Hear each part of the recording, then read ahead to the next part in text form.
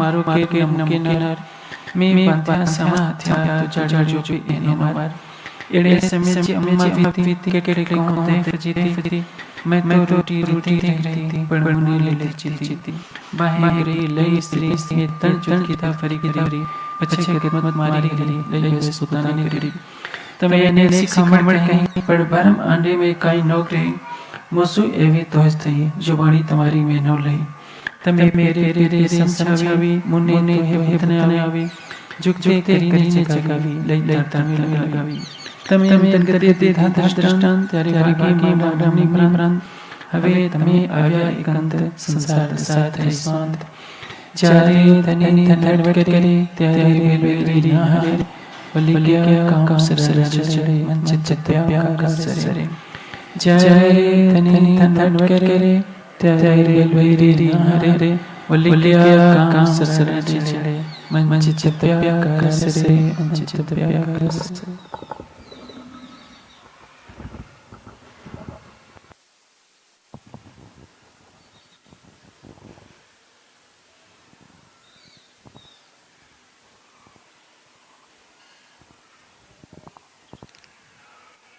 आओ सदाजी पूज्य श्री राज स्वामीजीना श्रीमुखથી 45 મિનિટ વાણીનું રસપાન કરીશું.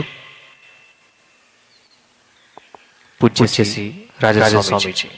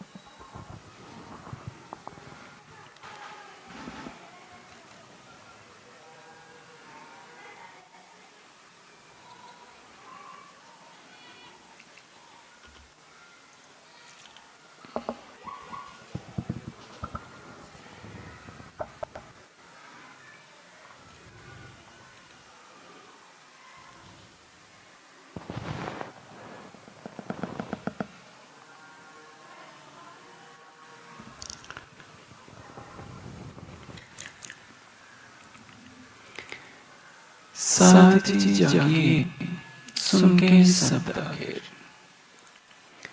ये पुकार है उस प्राण से सुरक्षित की जो परम धाम की आत्माओं को जगाने के लिए मोहम्मद जी के धाम देवते विराजमान. कितना प्रेम भरा संबोधन है.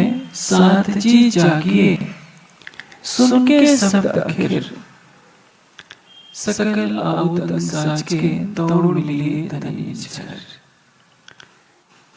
पहले चरण में कहा साथ जी जागे. ये शब्द किसके हैं? जो आखिरत का समय है. आखिरत का समय का तात्पर्य क्या है?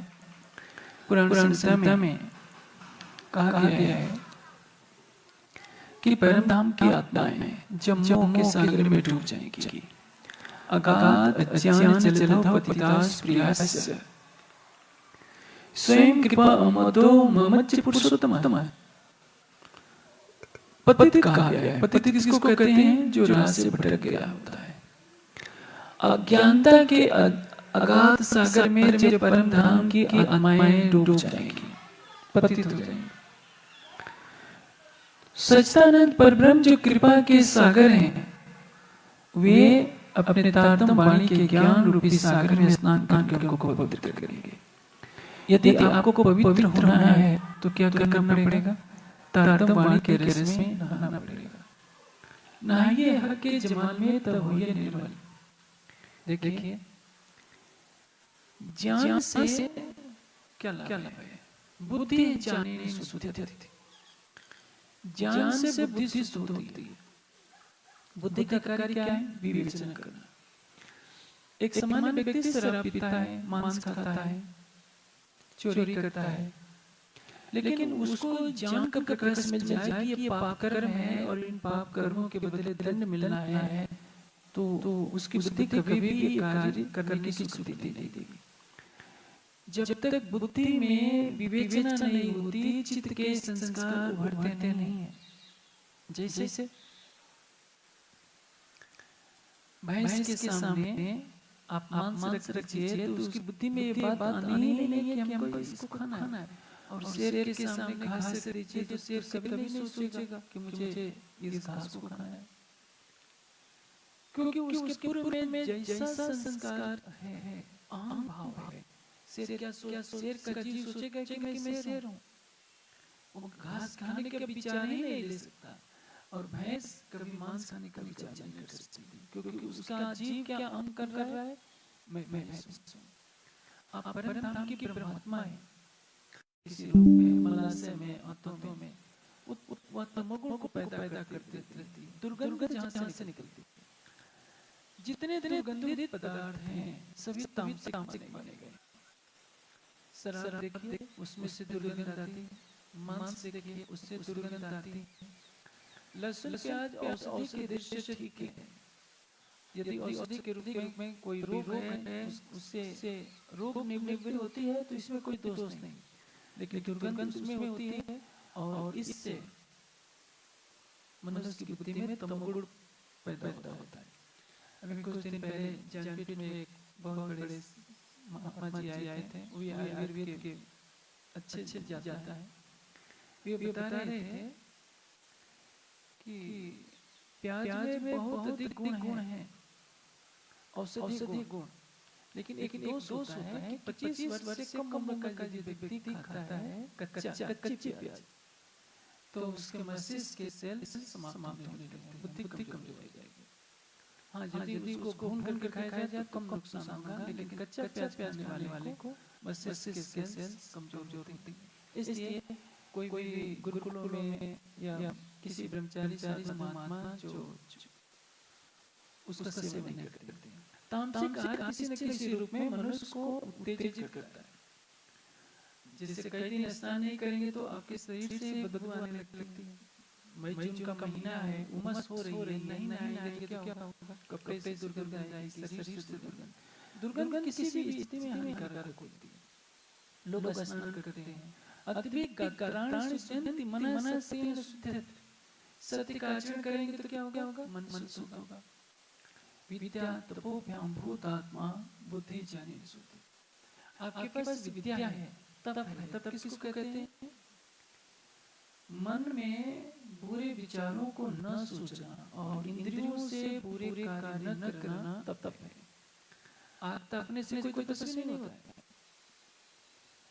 आप मन से बुरे विचारों को न सोचिए, वाणी से बुरे विचार न लाइए और आचरण से कभी बुरे कर्म न कीजिए। यह क्या है? वाणी का कर्तव्य। शरीर का कर्तव्य क्या है? शरीर से शुभ कार्य करते रहिए, यह शरीर कर्तव्य है। मन का कर्तव्य है मन को विषयों में न जाने देना। वाणी का कर्तव्य है अन्न द्विक्रम सत्यम प्रियहितम च। ऐसी वाणी बोलिए जिससे किसी का हृदय न दुखे, यह है मन का कर्तव्य। संसार इन सबको करता रहा, लेकिन कोई जागृत नहीं हो पाया। आज से लाखों वर्ष पहले ऋषियों ने कहा था, उत्तिष्ठ प्राप्त ब्रह्म बोधि, उठो जगो परम तत्व को प्राप्त करो। आप यहाँ सुंदर साथ बैठे हैं, एक शिकायत मेरी रहेगी कि देखिए मैं कल के कार्यक्रम में था, केवल उस रास्ते से गुजरना था पिपलोद में, तो आपसे ज्यादा भीड़ इकट्ठी हो गई, केवल आधे घंटे के प्रवचन के लिए। और ये शिविर की इतनी दिन से तैयारी की जा रही है, लेकिन खेड़ा में इतनी संख्या क्यों नहीं होती? दाहोद का सुंदर साथ बड़ी बड़ी भीड़ लगा देता है। इसका अर्थ यह है कि धमाकों के प्रभाव से यहाँ जागने का प्रवाह बहुत कम है। मैंने खेड़ा में जितने शिविर देखे हैं, शुरू के 2 दिन बहुत, 3 दिन संख्या कम होती है, चौथे 5वें दिन ज्यादा होती है।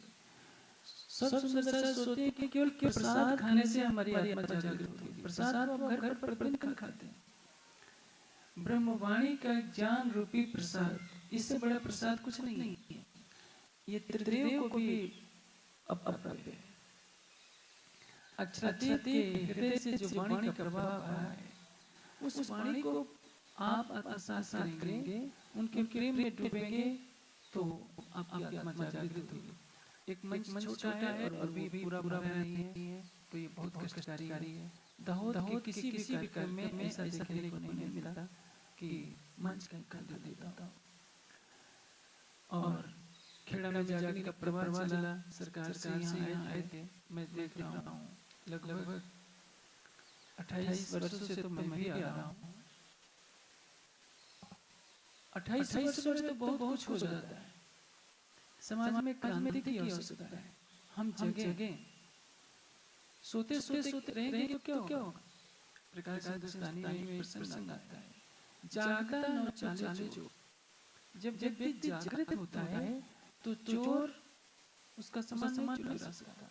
माया की दाता चोर, जैसे चोर हम सोए रहते हैं तो चोर हमारे घर की कीमती वस्तुओं को उठा ले जाता है, वैसे ही माया ने क्या किया है, हमारे ऊपर ऐसा आवरण डाल दिया है कि हमें माया के ही संसार केवल दिख रहा है। हमारा शरीर किसका बना है? माया का। दिख कौन रहा है? न हमें अपनी आत्मा दिखाई दे रही है, न जीव दिखाई दे रहा है, केवल 5 तत्वों से बना हुआ ये शरीर दिख रहा है। हम इस शरीर को खिलाते हैं, पिलाते हैं, सजाते हैं, अच्छे भवनों में रखते हैं, इसकी 5 इंद्रियों को तृप्त करते हैं। और 5 इंद्रियों को तृप्त करने में हमारा बचपन से बुढ़ापा तक चला जाता है। कब हम बचपन में थे, कब जवान हुए, कब बूढ़े हो गए, जब 70 वर्ष की अवस्था आ जाती है तो लगता है कि हम किसी क्षण दुनिया को छोड़ सकते हैं। ये ऐसा क्यों हुआ?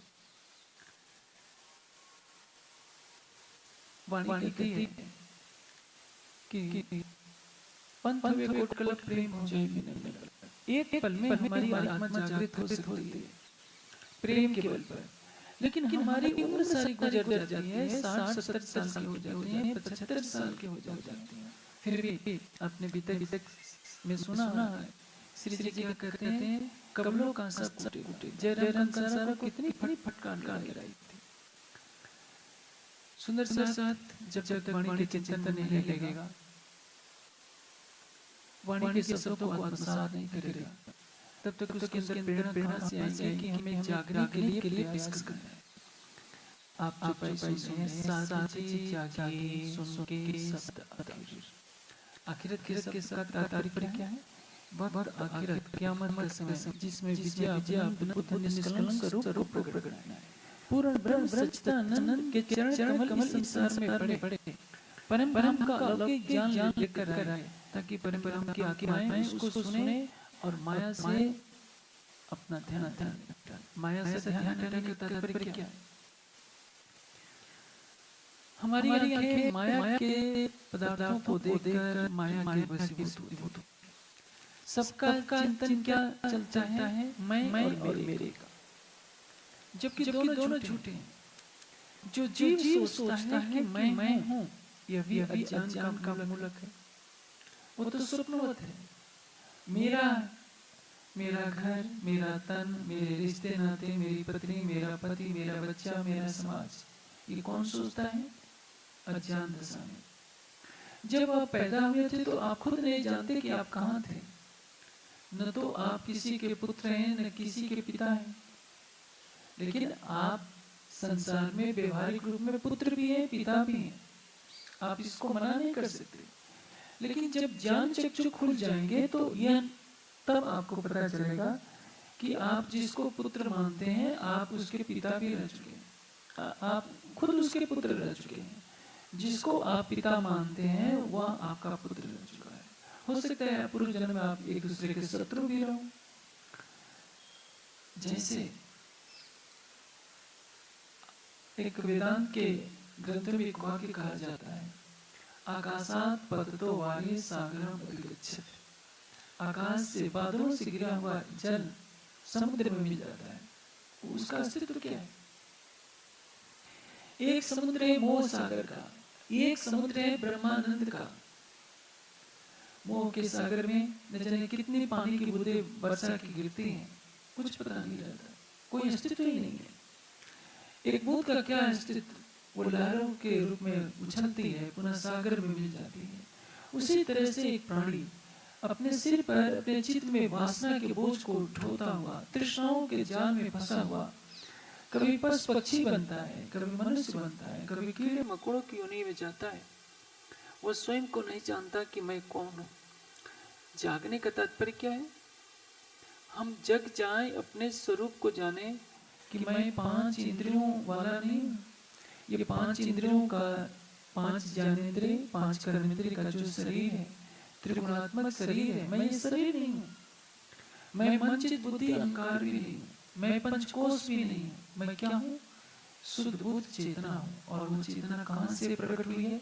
आदि नारायण की चेतना से। आदि नारायण की चेतना कहां से प्रकट हुई है? अक्षर के मन अव्याकृत का स्वप्निक स्वरूप है।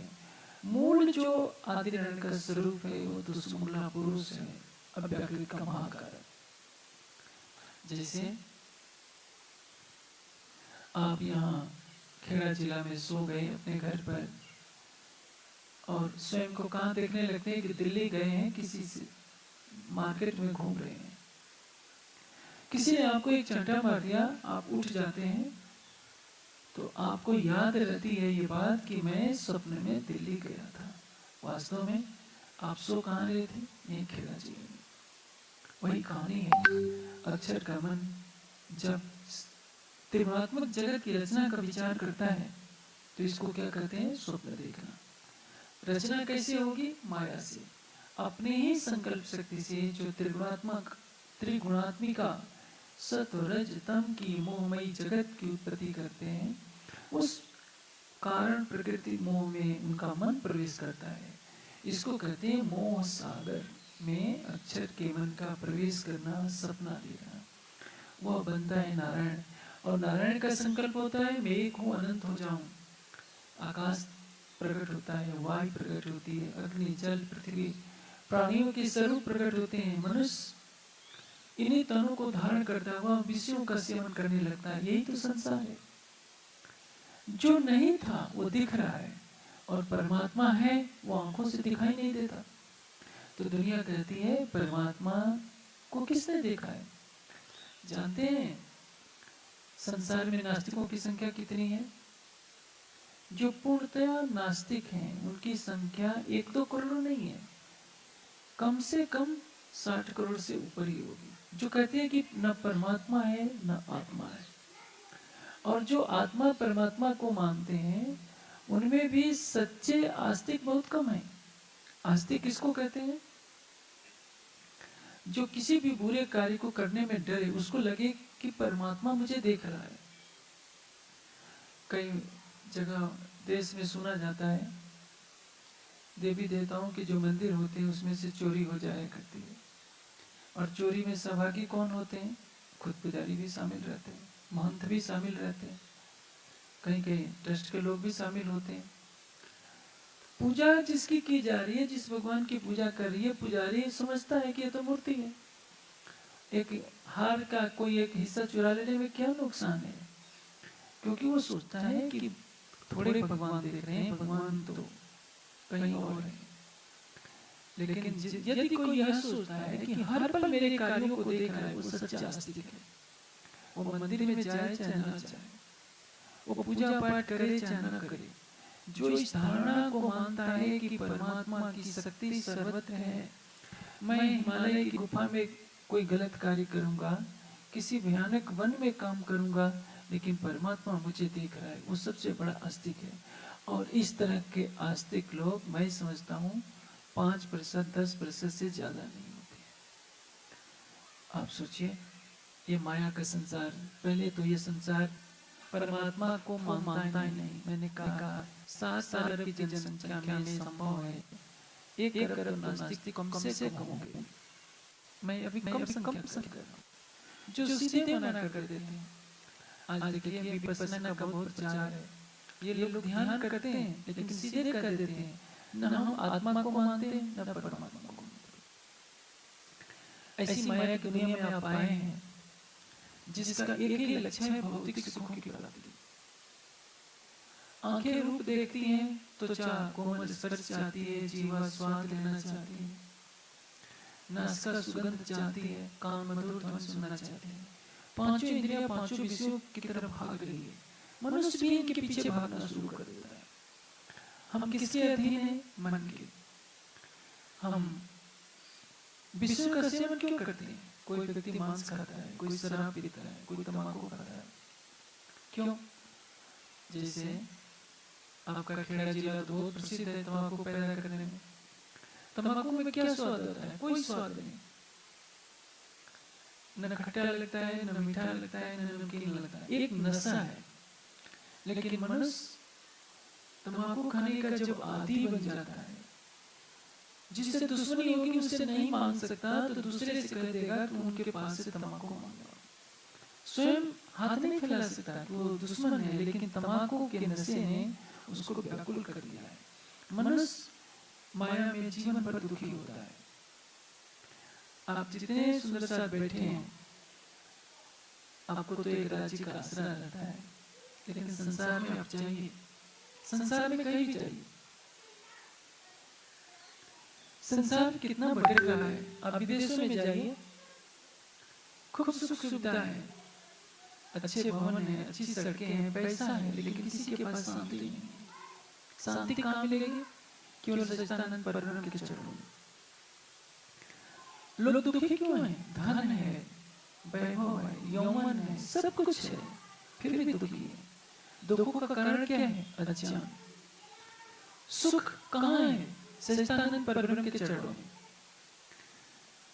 लेकिन जब तक आत्मबोध न हो जाए कि मैं कौन हूँ, कहाँ से आया हूँ, मेरी आत्मा का मूल स्वरूप क्या है, तब तक सुख कहाँ से मिल सकता है। इसलिए सारा संसार इसी अज्ञान की निद्रा में सो रहा था। अक्षरातीत के चरण कमल पढ़े, आपने कलश की वाणी पढ़ी है, उसमें एक प्रकरण दिया है, खेल के मोहरों का प्रकरण। इस खेल के मोहरे कौन है? उस प्रकरण में बताया गया है, कोई रोता है, कोई हंसता है, किसी के घर विवाह होता है तो गाते बजाते लोग हैं, कहीं मातम होता है तो लोग छाती पीट पीट कर रोते हैं।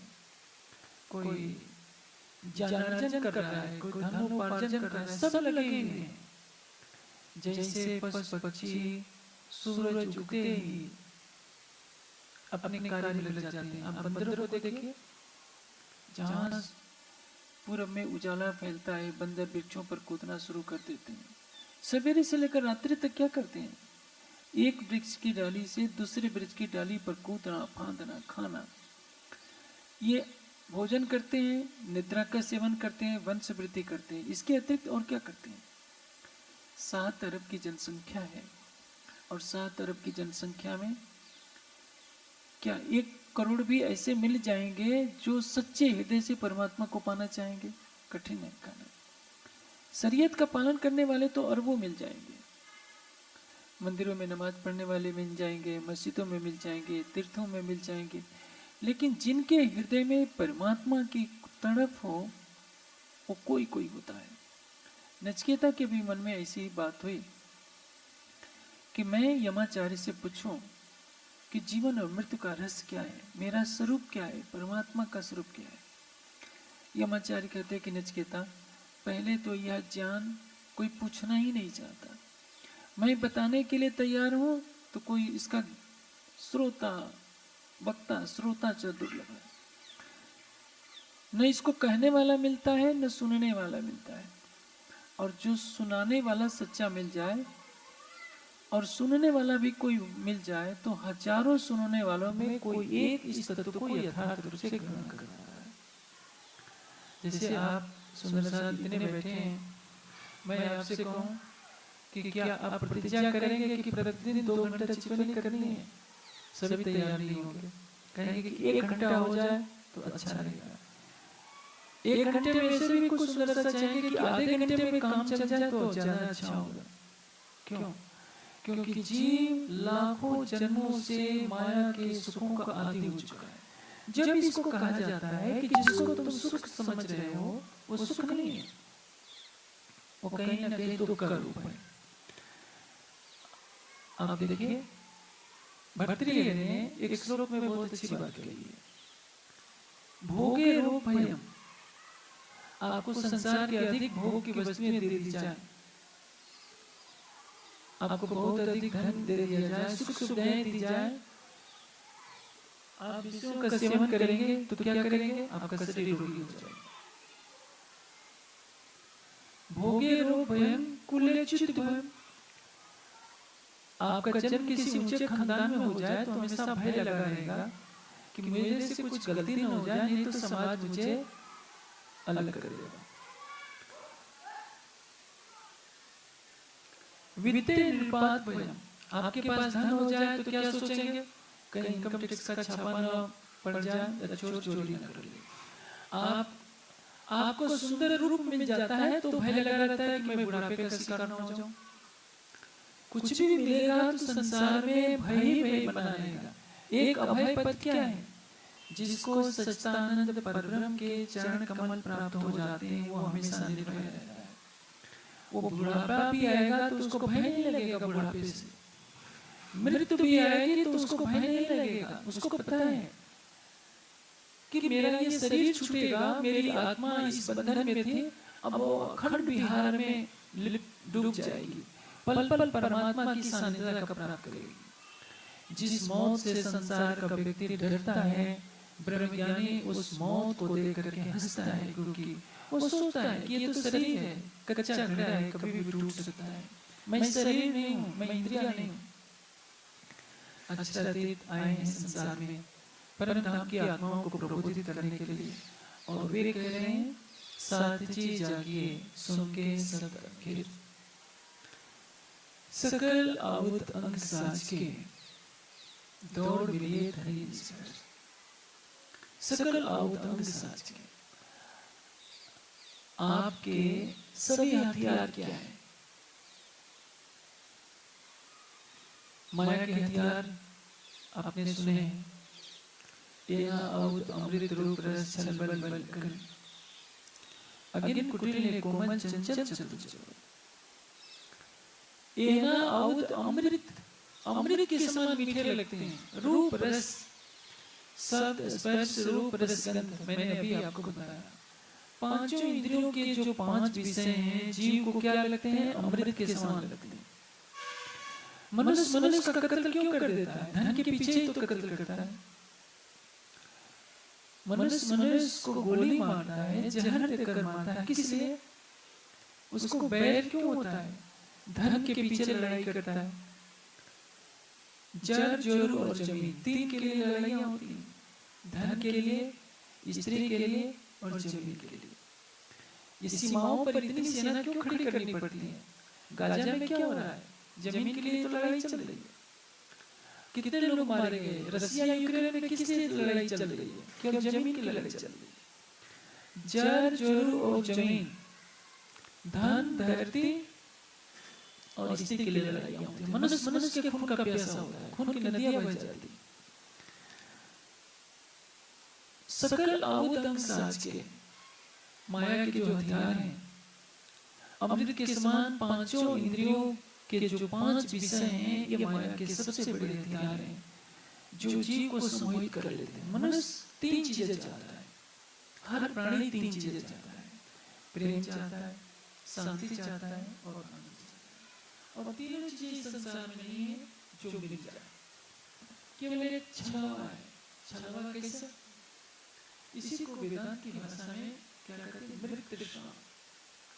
जैसे किसी रेगिस्तान में हिरण जब फंस जाता है, धूप उगी होती है, तो वह देखता है कि दूर पानी का तालाब है।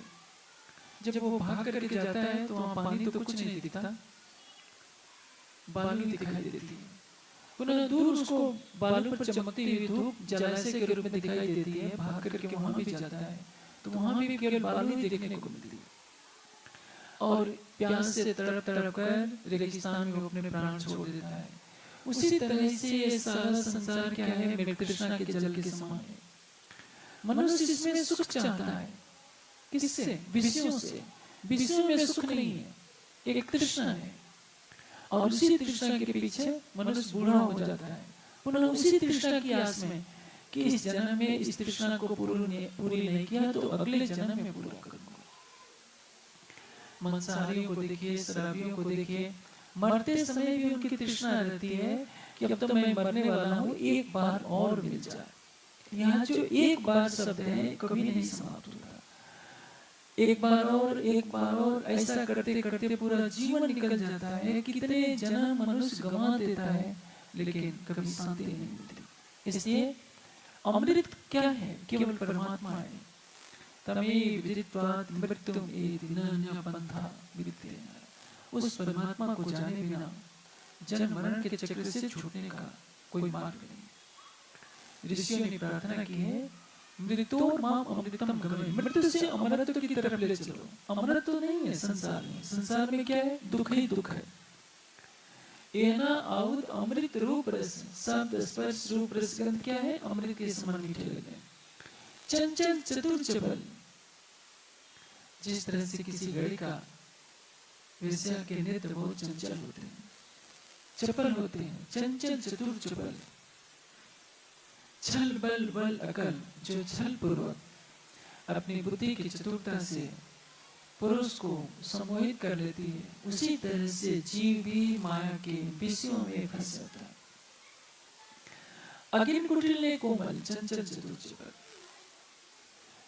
ये विषयों की तृष्णा क्या होती है? अगिन कुटिल ने कोमल, उस गड़िका की तरह होती है विषयों की ये तृष्णा। जैसे गड़िका धन लेकर पुरुष को धक्का दे देती है, वैसी ये संसार के विषय आयु तेज सब कुछ हर लेते हैं, मनुष्य को मृत्यु के मुख में डाल देते हैं, और मृत्यु के समय यह प्राणी शरीर छोड़कर रोते हुए चला जाता है कि मैंने इस जीवन में तो कुछ नहीं किया। आप देखिए, संसार में किसी को भी बताइए कि परमात्मा का ध्यान करो, उस ज्ञान को सुनने वाला कौन है? कोई कोई होगा जिसके हृदय में संस्कार होता है। एक तरफ माया के हथियार हैं, पांचों विषय माया के सबसे बड़े हथियार हैं।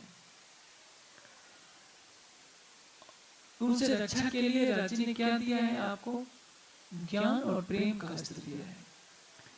ज्ञान का प्राण क्या है? प्रेम, और प्रेम का प्राण है ज्ञान। अकेले कोई सार्थक नहीं होगा। जिस तरह से आप साइकिल चलाते हैं तो दोनों पहिए होने चाहिए।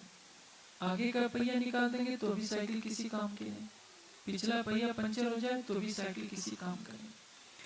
आप केवल ज्ञान में डूबे रहेंगे, केवल वाणी ही पढ़ते रहेंगे, राज्य का ध्यान नहीं करेंगे तो भी आप शुष्क ज्ञानी बन जाएंगे। आप चौपहिया रट लेंगे, सबको नीचा दिखाएंगे कि मेरे से ज्यादा तुम्हें वाणी नहीं आती, विवाद खड़ा करेंगे, और इसमें क्या होगा? आपका हृदय सुना रह जाएगा।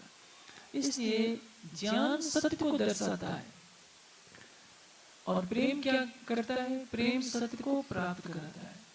आप केवल चितवनी करेंगे, वाणी को कहेंगे कि वाणी नहीं पढ़नी है, तो क्या होगा? समाज में अंधविश्वास फैल जाएगा। किस तरह से? कोई सुंदर साथ चितवनी करेगा,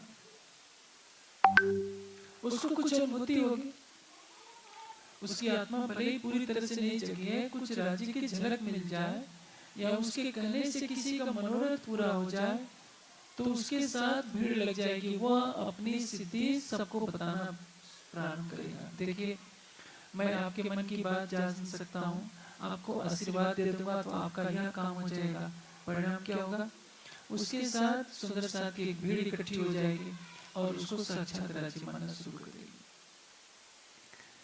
लेकिन जो वाणी पढ़ रहेगा वो जानता है कि ये गुनाह है, वो जानता है कि मैं परमधाम की आत्मा हूँ, हमें राज्य से प्रेम करना है और उस प्रेम के बदले संसार की कोई चाहत नहीं करनी है, कोई चमत्कार नहीं दिखाना है, किसी को प्रभावित करके स्वयं को राज्य नहीं बनना है, हमें केवल ब्रह्मात्मा बनना है। यह बातें कौन बताएगा? ज्ञान। प्रेम बिना ज्ञान के नहीं ठहर सकता और बिना ज्ञान के प्रेम नहीं ठहरेगा, बिना प्रेम के ज्ञान फलीभूत नहीं होगा।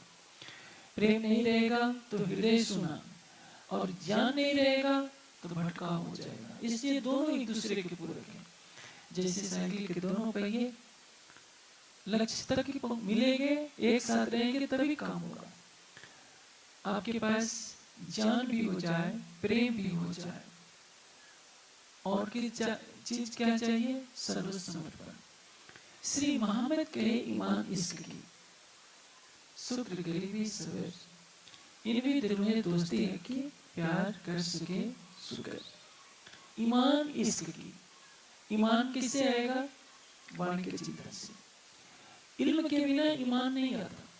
जैसे आप सुंदर साथ जो वंशानुगत नहीं होगी, वंशानुगत का अर्थ समझते हैं? जैसे कहते हैं ना कि हम 3 पीढ़ियों से हम सुंदर साथ हैं। आपको तारतम्य मिला, आपने अपने बच्चे को दिला दिया, फिर वो बड़ा हुआ, उसने अपने बच्चे को दिला दिया। केवल तारतम्य की 6 चौपाइयां, एक चौपाई रट ली, सुनने को मिल गई, कान में मंत्र फूंक दिया गया, बस उसको याद कर रहे हैं। वाणी का ज्ञान नहीं मिला तो ये प्रवृत्ति होती है। जिनको तारतम्य भी नहीं मिला वो क्या करते हैं? कहीं हनुमान जी की पूजा करेंगे, गणेश जी की पूजा करेंगे, नवग्रहों की पूजा करेंगे, किसी भी देवी देवता के आगे सिर झुका देंगे। लेकिन जिसको तारतम्य मिल जाता है, भले ही वाणी न पढ़ता हो, इतना विश्वास तो रहता है कि नहीं, हमारे राज्य स्वरूपन है, अक्षरातीत है, उनके अतिरिक्त अन्य किसी की भक्ति नहीं करनी चाहिए। और जो प्रतिदिन वाणी का चिंतन करता है, चाहे कितना भी कष्ट हो जाए, वो जानता है कि हक नजीक से अड़ू पड़ती। राज्य कहाँ है? प्राण की नली से भी जो निकट है, हर पल राज्य हमारे साथ है। इसलिए आप देखेंगे, मैंने इस दृष्टांत को कई बार चर्चा में कहा है। सीता को रावण धमकाता है कि सीता, मैं स्वर्णमयी लंका का अधिपति हूं, तुम मेरी महारानी बन जाओ तो मेरी सभी रानियां तुम्हारी सेवा के लिए प्रस्तुत रहेंगी। तुम वनवासी राम के पीछे क्यों भटकती हो? सीता ने कभी आंख उठाकर रावण की तरफ नहीं देखा और क्या कहा कि रावण, संसार का कोई भी व्यक्ति राम का स्थान नहीं ले सकता। वो पिता बन सकता है, पुत्र बन सकता है, भाई बन सकता है, लेकिन मेरा पति नहीं बन सकता। कितनी आस्था है। रावण पुनः धमकाता है कि यदि 1 महीने के अंदर तुमने मुझे अपना पति नहीं माना तो तुम्हारे मांस को कटवाकर रसोई घर में पकवाकर राक्षसों को खिलवा दूंगा। सीता को कोई भय नहीं है। रावण उसके शरीर को कटवा करके खिला दे तो भी सीता को भय नहीं है, वो राम को छोड़ने के लिए तैयार नहीं है। परीक्षा तो सुंदर साथ की होती है। जब माया का धक्का पड़ता है तो सुंदर साथ के ईमान डगमगाने लगते हैं कि चलो अमुक देवता से काम हो जाता है तो करने में क्या दोष है। घर में राज्य की सेवा भी पतरा देंगे, लेकिन दीपावली के दिन लक्ष्मी की भी पूजा कर लेते हैं तो क्या नुकसान हो जाता है। आजकल तो बड़ी बड़ी हस्तियां उपदेश देने लगी हैं कि जब इस माया के संसार में आई हैं तो कभी कभी किसी की जय बोलने में क्या नुकसान है, सबकी जय बोलो। आप सोचिए, एक सीता है, मरना स्वीकार है, लेकिन राम को छोड़कर रावण की राधानी होना स्वीकार नहीं है। आप परम धाम के ब्रह्मात्मा हैं तो आपकी सबसे बड़ी शक्ति क्या है? अटूट ईमान, अटूट विश्वास। विश्वास को ईमान कहते हैं। विश्वास कहाँ से आएगा? तारतम्य के चिंतन से। श्री मोहम्मद के ईमान इश्क और ईमान कहाँ से मिलेंगे? ईमान मिलेगा वाणी से, वाणी के चिंतन से। इश्क मिलेगा चित्तध्वनि से। परिक्रमा का चौथा प्रकरण है इसको उपजे का प्रकरण। उसमें क्या कहा गया है? इनवित साचे जाकी बेदान देवरे जीवन श्याम समाजी साची जित बैठे चौक। जागने के लिए प्रेम चाहिए। प्रेम कहाँ मिलेगा?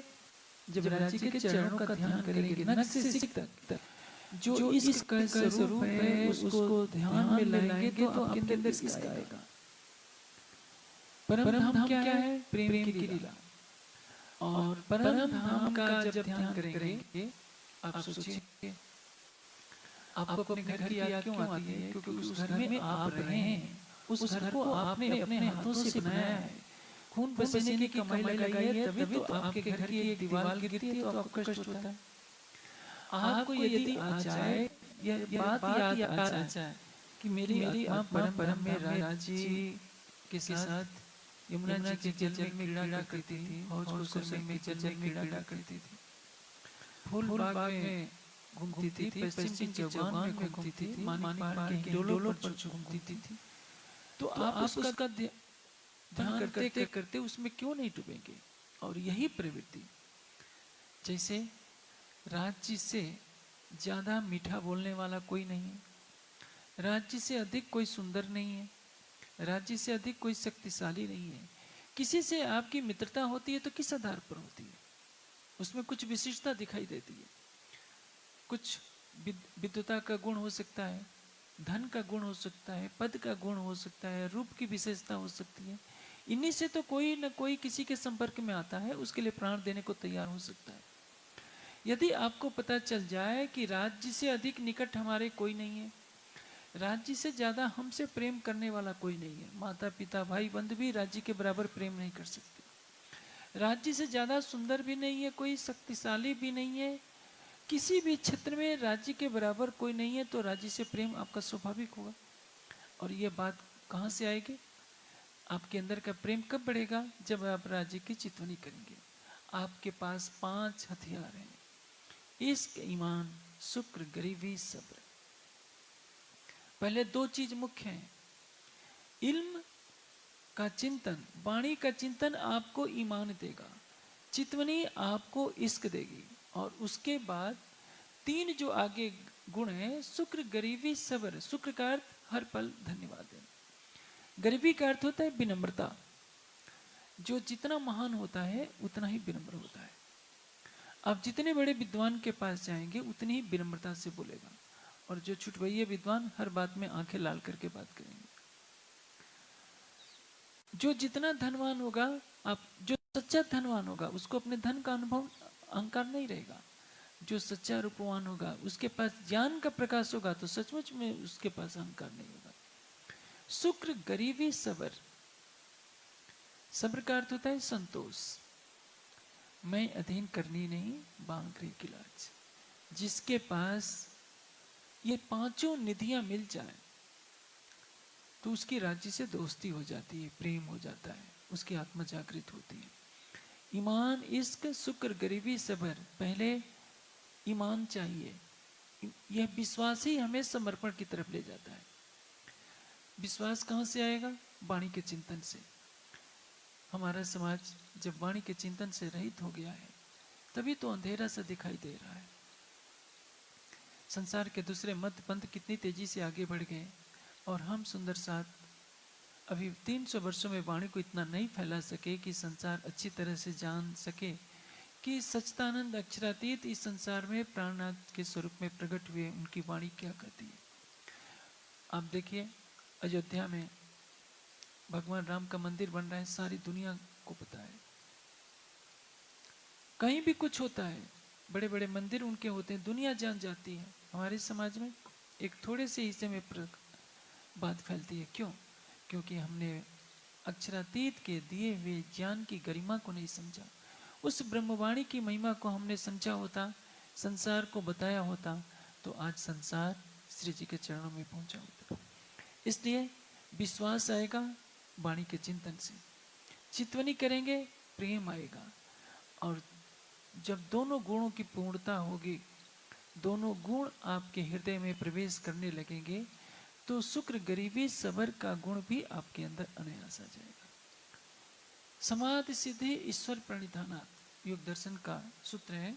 समाधि की प्राप्ति कहाँ से होती है? इस अटूट समर्पण से। आप चितवनी भी कीजिए, सब कुछ उनके ऊपर छोड़ दिए। जब तुम आप दिखाओगे तब देखूंगी नई नजर जी। आप किसी भी चीज का अहंग न लीजिए, सब कुछ राज्य के ऊपर सौंपिए। तो यही समर्पण क्या करेगा, आपको विरह प्रेम में ले जाएगा। पतिव्रता का समर्पण पति के ऊपर होता है, तभी तो प्रेम की धारा प्रवाहित होती है। बिना समर्पण के, बिना विश्वास के प्रेम का बंधन नहीं चल सकता।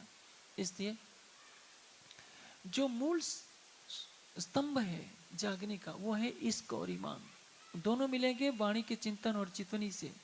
साथ में जब शुक्र गिरवी सबर मिल जाते हैं तो आत्मा जागृत हो जाती है।